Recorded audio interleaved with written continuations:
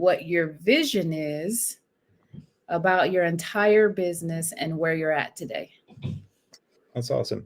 So my business is all about taking the leads that my clients already get. So they do their own lead generation. They do whatever they need to do to get leads into their business.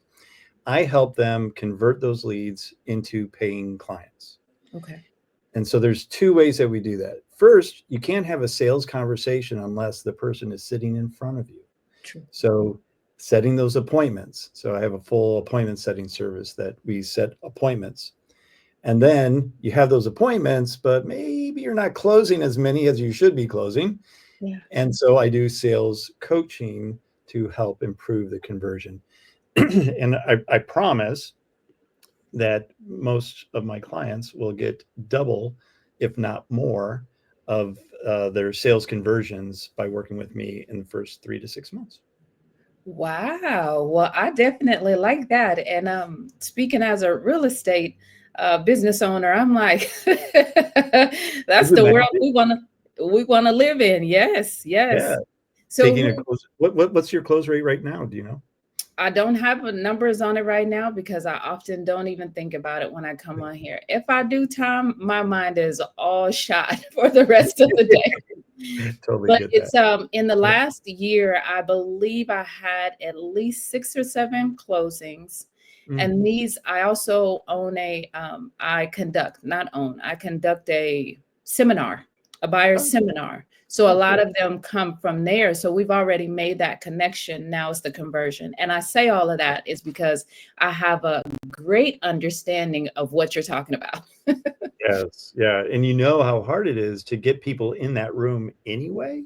And then to then convert them, if you don't have the skills to be able to convert them, all that work, getting them into the room or into that chair in front of you, if you're doing one-on-one appointments, is all for naught if you can't close the deal. And Absolutely. my whole vision is to take sales and make it more heart-centered. And that's Yes. why I wrote the book, Selling with Heart, because it's in the 20 years I've been in business for myself. Actually, it's 30 years I've been working for myself as an entrepreneur.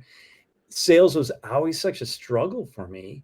And I always thought that sales was a verb, like that's something that you do to somebody, you sell them something. Yes. And when I first had my fitness business, I almost went broke because that's what I was trying to do. I was trying to sell workouts to people that don't want to work out. Yeah. That's why they were looking to lose weight. Yes. And once I realized that it's all about having a connection with the person, just having a conversation with them, asking the right questions, because that's like the big thing in communication these days. I don't know if you've noticed this yourself, but most people don't ask enough questions. They're the ones that want to talk and just answer everything. It's the people that are asking more questions that are really the smartest people in the room, because they don't know the answers. They know they don't know the answers, and they want to find them out. So Yeah. be the smartest person in the room and start asking more questions. Yes, yes. And I think it's that balance though with listening. Mm. You begin to ask questions that are pertaining to what that individual is talking about. A lot of us, and I believe that it sometimes we get in our head and we listen to respond rather listen to be inquisitive, asking and wanting to know. So that's definitely something I think everyone could utilize. Not to mention, you said something that's really heartfelt, is the fact that it's a built upon relationships. We don't necessarily want to sell someone anything. We want to get to know them to see what we can do to be of service to whatever need or want they have. So I definitely understand that. Yeah, that's exactly the way to approach it too. Because if you're always thinking about, oh, I just need to make the sale, it just doesn't do anybody any good. So when you get the people that you help or clients and you realize that they're profit focused rather than people focused, what do you do to shift that? Or if you do anything to shift? Well, that's a great question. Generally, because of the marketing that I do and the videos that I produce and all that, I generally don't get those people.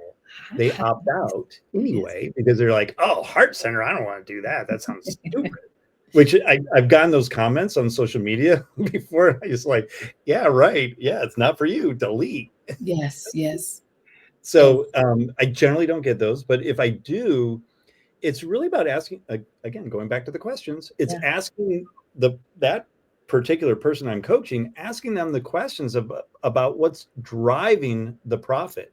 yeah, Why are we so focused on profit rather than focused on the value that we're providing to our prospects?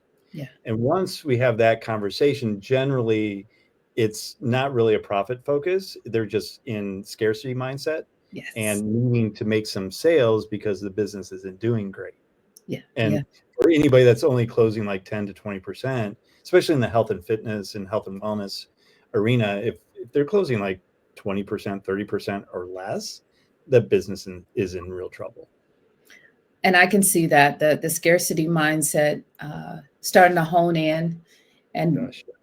become, respectfully stating, self-centered, right? Because we all have needs as business owners, and if that need isn't getting met in order to take care of our family, our mind completely shifts to, hey, money, money, money, money, and miss the mutual relationship and the respect that we can create so that that can flow. I've always said that money can grow on a tree. I'm just trying to find the right tree. That's right. I think so. It's so funny in the during the pandemic, everybody's like, "Oh, money's tight right now, and it's not money didn't go anywhere.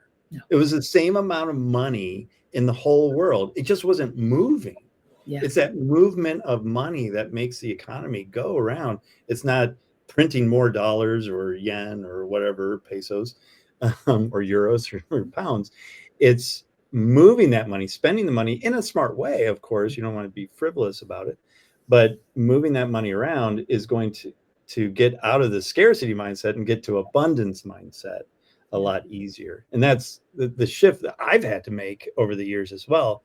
I used to be very scarcity mindset, and I would nickel and dime everything because I was taught, look, what, yeah, my parents, look after the pennies because the dollars will take care of themselves, which Yeah. there's a lot of really good truth in that. Yeah. But if all you're doing is just looking at the pennies, nickels, and dimes, you're missing the bigger picture on what else that you could be doing and creating value for your clients.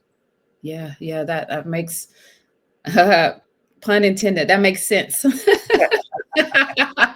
Awesome. Well done. We'll see you in soon. I wish I had one of those things. Oh, I don't have my soundboard. How does selling with heart redefine the sales process for businesses? Yes. So, first of all, it's all about the conversation and asking the right questions. So that's at the heart of the matter. And heart itself, there you go, love it, is an acronym. So HEART, and that's the process that I take people through. So the H is hugs, which goes Mhm. along with heart. Hugs is all about rapport building and creating that environment that makes it easy for a buyer to buy. And that hugs starts at the very first moment that they know about you, whether it be a Facebook post that you do, a speaking engagement, an ad that you have. That all the hugs start there.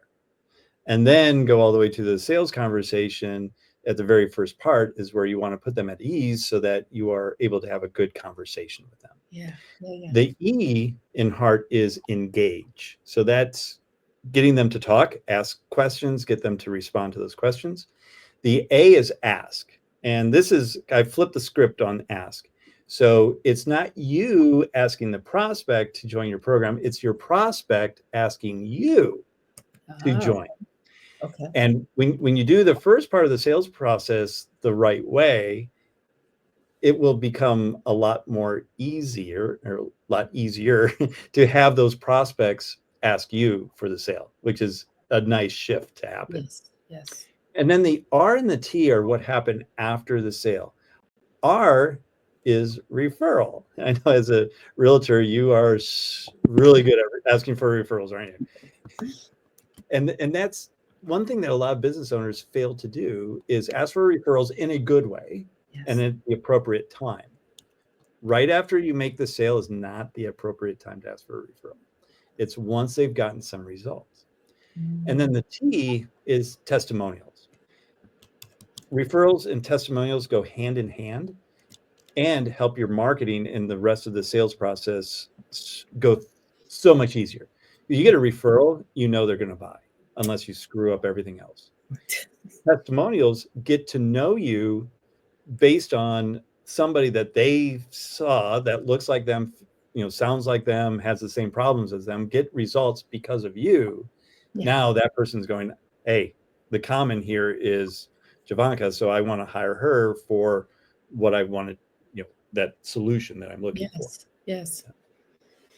And so remind me of E again. Engage. Engage. I was right. So that's the Hugs. conversation. Hugs for Hug. heart. Yep. Hugs, engage, ask, referrals, and testimonials. Yes.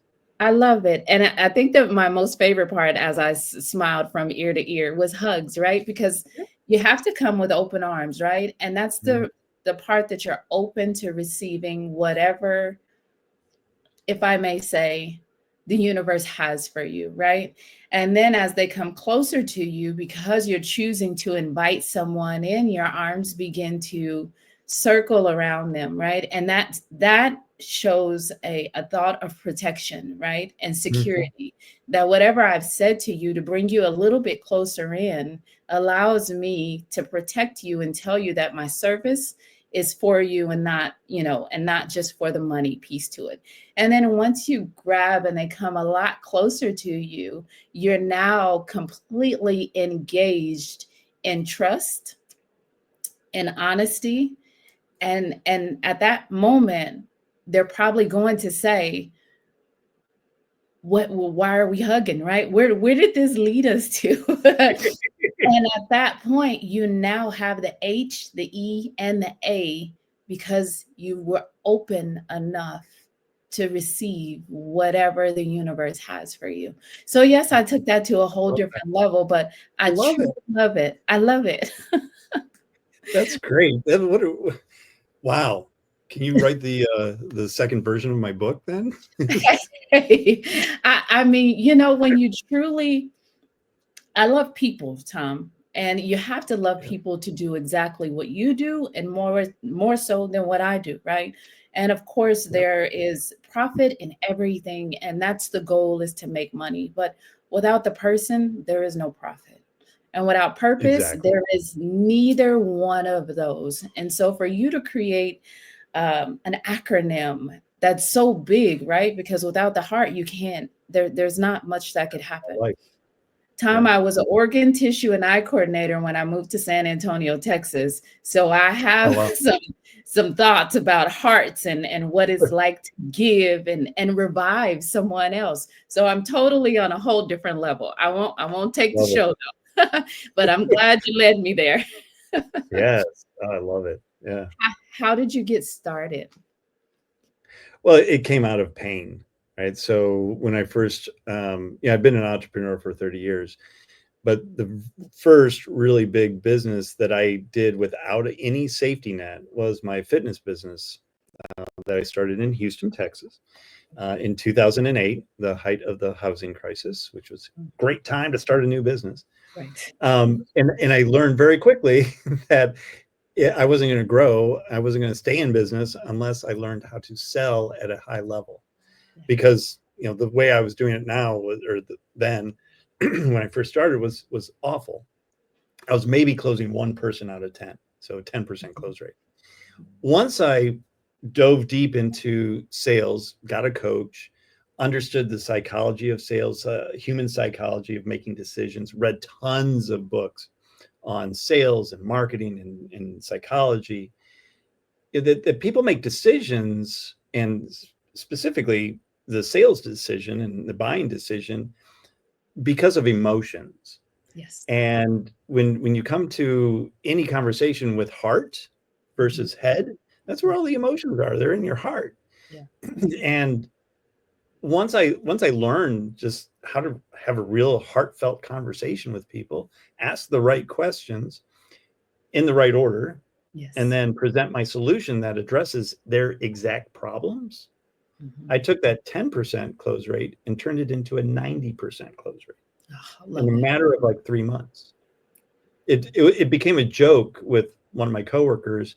She would see a prospect come in, and she'd just shake her head and goes, "They're giving us some money today. They're giving us some money.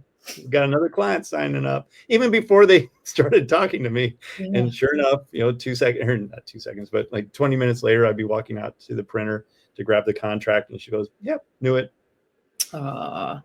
Well, once your attitude shifted, I'm sure something in you shifted tremendously. I think that positive people receive positive results. 100%. Yeah. Yeah. Yes. And I wonder, do we ever realize that? Have you patted yourself on the back, Tom? That's I just did. Pat- Every once in a while I will do that, and I think maintaining a business coach, and I've had the same business coach, kind of a general business coach that I work with, Mhm. for since then. So almost 20 years now that I've known her, and she's really good about making me give myself props, which I think us as business owners don't always do that. Nobody else is going to do it either. So No. we need to do it ourselves. Yeah. Thank you for that reminder. That's all. Yes. I'm like, I think he needs to pat himself on the back because at the end of the day, we don't receive results or change unless we want to. You know what I mean? And so that was a want and a strong desire. Yes, it had a lot to do with numbers, but it took you to be people centered in order to make that change. And so interesting, you've said it a couple of times. You're in Taiwan and was in Houston before. How has living in Taiwan influenced your perspective on sales and business compared to when you were in Houston? Oh, that's a great question. You know what? It hasn't at all. Um, Okay. yeah, because people are people, no matter where Yes. they are in the world. The people need to sell things, and people need to buy things, Oh, and it doesn't change. My business is completely online anyway, and I work with U.S. and UK and Australian, English speaking clients primarily, yeah. and so it's all remote anyway, so it doesn't really matter where I am. But Got what it. I've noticed is that being in a foreign country and not knowing the language, learning the language and the culture and all that does open your mind and Mhm. your heart quite a bit to different perspectives. And I think everybody needs to leave their home state Yes. at least, Hmm. and Hmm. if not, leave your home country for a Yes. while Yes. and explore the world, because there's just so many really cool cultures out there that Yeah. we can see it on TV, but it's so much different when you're sitting in a restaurant in the middle of Mexico City and there's gunfire going off next door. Um, True story. So, I uh, believe it. versus going downstairs and getting some dumplings at midnight at a I love little. dumplings. I just have to say that I love dumplings. Yeah, they're so And the good. sauce, whatever they put in the sauce, oh, it's like the life. So you're Yeah, living the life. You're I'm living the obsessed. life. You have heart, you give out hugs, you engage with people, and you eat dumplings Yep, downstairs. What? I know. I'm blessed. Oh man, if you didn't know it, you should know it now. Life is good. Mm. What's your why? Wow, this is actually something I struggle with quite a bit, because I don't have a family of my own. I have brothers, but I don't have kids or anything like that. So a lot of people put their why as their family and their kids, which is really cool. I don't have that. So my why becomes my clients, Okay. and because they, not that they're children, although Yes. sometimes they act like it, but I want I want other businesses to be, and especially in the health and wellness field. And, I work with a lot of functional medicine doctors and chiropractors and people that are doing some holistic wellness, which is so needed in the world, that I want them to be so much better at getting more patients so that they stay in practice. Yeah. Because our healthcare system in the US is at a crisis. Yes. The last time, like, I'm outside of that system now, but last time I went in, it was a 5-minute conversation and it ended with a prescription. And did I really need the prescription? I don't know. I guess maybe the doctor said so, but looking, yeah, we're going to put you on cholesterol medication, Tom, because your cholesterol is too high. Talking to a functional medicine doctor, they're like, well, which cholesterol is too high? Is it the fluffy kind? Because you need that come in egg yolks, because that's the good stuff. Or is it the hard kind that stick to your arteries? We don't know because nobody tests. Yes. But like, do I need to be on Lipitor? No, probably not. So it's just, those questions that don't get answered in a 5-minute conversation with your doctor. That's my why, is to get, functional medicine, getting to the root cause of people's issues, get that out there.